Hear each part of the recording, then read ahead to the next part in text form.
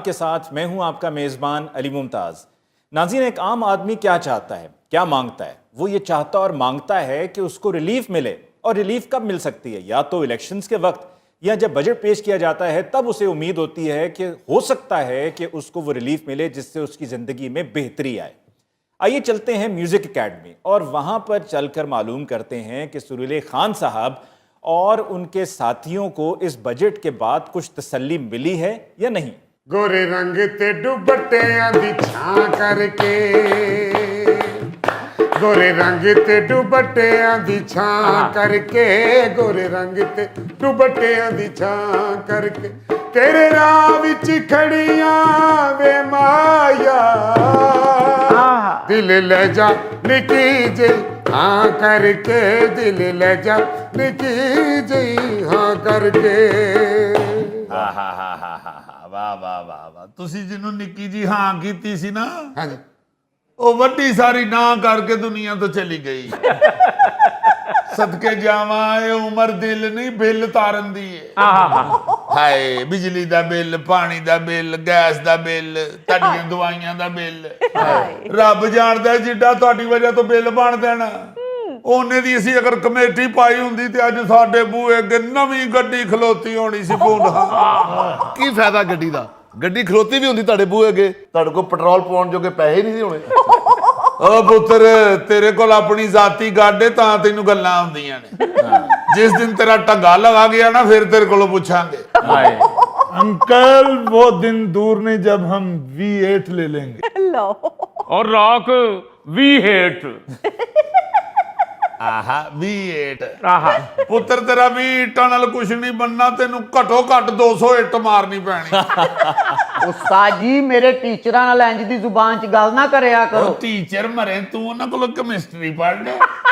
Teacher ਬਾਊ ਜੀ, ਅੱਧੀ ਰਾਤ ਨੂੰ ਖੜਾਕ ਹੋਵੇ ਨਾ ਤੇ ਬਾਬੇ ਵਰਗੀ ਬਿੱਲੀ ਬੱਚੇ ਸ਼ਿਫਟ ਕਰ ਰਹੀ ਹੁੰਦੀ। ਹਾਂਜੀ, ਮਜ਼ਦਾ ਕਰਾ ਕੇ ਆਪਣੇ ਬੱਚੇ शिफ्ट कर रही होती।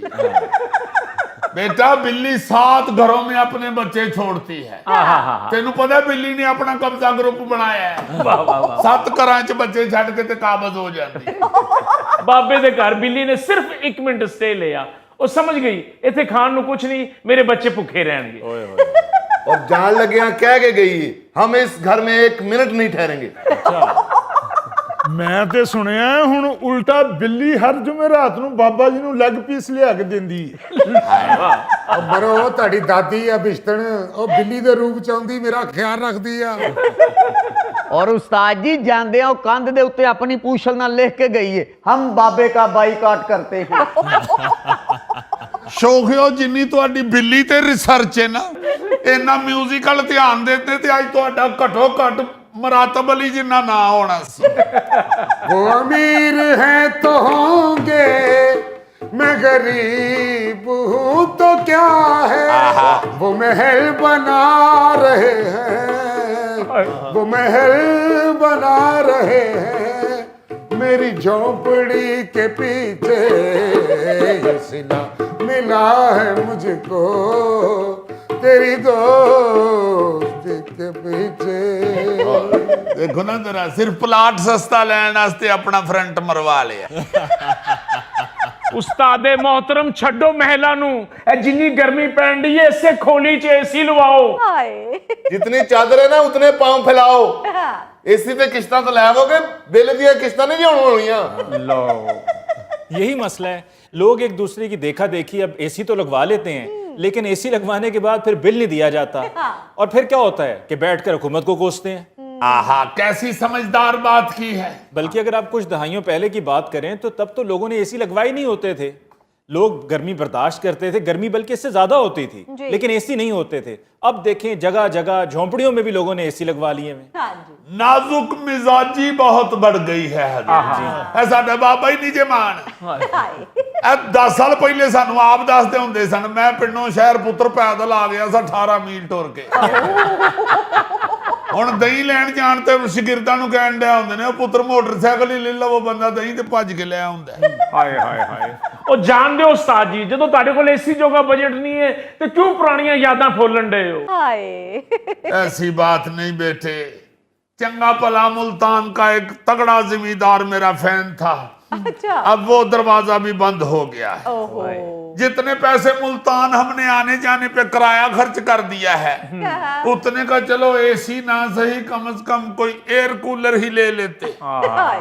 ਤੁਹਾਨੂੰ ਹੀ ਸ਼ੌਕ ਚੜਿਆ ਸੀ ਮੁਲਤਾਨ ਚਲੋ ਮੁਲਤਾਨ ਚਲੋ ਮੁਲਤਾਨ ਚਲੋ। ਮੁਲਤਾਨ ਤਾਂ ਸਾਨੂੰ ਇੰਜ ਲਿਜਾ ਰਹੇ ਸੀ ਜਿਵੇਂ ਨਾਰਾਇਣ ਕਾ ਗਾਨ ਲਿਜਾ ਰਹੇ ਨੇ। तो मुल्तान क्या जमींदार साहब के फंक्शन पे गए थे? फंक्शन नहीं, ख्वारी टेंशन। बात ये है अली साहब कि अब इन लोगों को आती हैं बातें, वरना सच्ची बात ये है कि हम हर साल 2-2.5 महीने मुल्तान जाके उनके पास कयाम करते थे। अच्छा। ऐसे सखी आदमी थे वो। सुबह सुबह उन्होंने जाके अपने बाग से आम तोड़वा के लाने और बाल्टी भर के ठंडे करने के लिए रख दे। वाह वाह वाह। फिर दोपहर को तंदूर की रोटियों के साथ तंदूर दी रोटी तो ही मैं रुक गया जे। वाह। ਨਾਲ ਕੱਚੀ ਲੱਸੀ। ठंडी लस्सी के नाल लसूड़े का अचार, सफेद प्याली में जिसके ऊपर सब्ज फूल बना होता है, आहा, साथ ठंडे आम काट के उन्होंने बाबा जी के आगे रखने। और बाबा जी ऐसे थोड़ दिलिए होंगे सन, रोज अपनी चिट्टी कमीज दा फ्रंट अनमल रटोल नाल खराब कर ले। ਆਏ ਲਸੂੜੇ ਨਾਲ ਰੋਟੀ ਖਾਣੀ, ਲਸੂੜਾ ਕਦੀ ਇੱਧਰ ਕਦੀ ਉੱਧਰ ਫੜ ਕੇ ਲਿਆਉਣਾ, ਕੀ ਜਾਂਦਾ। खान साहब शुरू शुरू में तो वो हमें आमों के बागों में ले जाते थे, फिर बाद में वो आम घर ही मंगवा लेते थे। हाँ जी, 1-2 दफा वो लेके गए हैं हमें बाग में, ਉੱਥੇ ਬਾਗ 'ਚ ਇਹੋ ਜਿਹਾ ਰੌਕ ਫਿਰੇ ਆਏ ਕਿ ਉਹਨਾਂ ਨੇ ਫਿਰ ਆਪਣੇ ਹਰ ਦੋਸਤ ਨੂੰ ਕਿਹਾ ਕਿ ਐਤਕੀ ਤੁਹਾਨੂੰ ਆਮਬਣੀ ਭੇਜ ਸਕਦੇ, ਸਾਡੀਆਂ ਫਸਲਾਂ 'ਚ ਰੌਕ ਫਿਰ ਗਿਆ। मैं कहता हूं अली मुमताज साहब, रॉक बाग में फिर इतना बुरा फिरा है, इतना बुरा फिरा है कि चौधरी साहब ने वोट पे लिख के लगवा दिया बाग के बाहर कि चोर, जानवर और रॉक का बाग में दाखिला मना है। ਮੈਂ ਨਾ ਜੀ ਫਿਰਨਾ ਕੀ ਸੀ, ਉਹਨਾਂ ਦੇ ਅਚਾਰੀ ਅੰਬ ਵੀ ਖਾ ਗਿਆ। तो इस दफा क्या हुआ जो मुल्तान जाने से महरूम रह गए? हम महरूम नहीं रहे, जिम्मेदार साहब मरहूम हो गए। ਸਾਨੂੰ ਪਤਾ ਹੀ ਨਹੀਂ ਸੀ, ਅਸੀਂ ਤੇ ਉਸੇ ਤਰ੍ਹਾਂ ਜ਼ੋਰੋ ਸ਼ੋਰ ਨਾਲ ਤਿਆਰੀਆਂ ਫੜੀਆਂ ਕਿ ਗਰਮੀਆਂ ਆ ਗਈਆਂ ਨੇ, ਚੱਲੀਏ ਮੁਲਤਾਨ। ਬਾਬਾ ਜੀ ਨੇ ਤੇ ਐਤਕੀ ਸੂਟ ਵੀ ਪੀਲੇ ਰੰਗ ਦਾ ਸਵਾਇਆ ਕਿ ਜਿੰਨਾ ਮਰਜ਼ੀ ਅੰਬ ਡਿੱਗੇ पता ना लगे।